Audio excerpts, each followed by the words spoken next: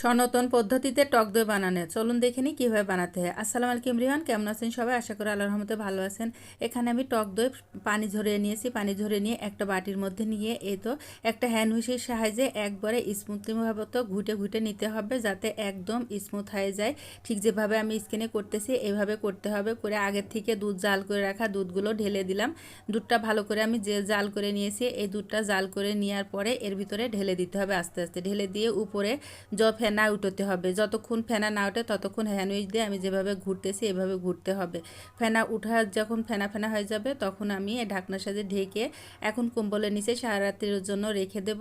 রেখে দেওয়ার পরে ঠিক এইভাবে হয়েছে। এই তো সকালে বের করে আমি আবার ফ্রিজে ঢুকায় রেখে 3 ঘন্টা পরে বের করে নিয়ে আসলাম। আলহামদুলিল্লাহ, মাশাআল্লাহ, খুবই সুন্দর হয়েছে।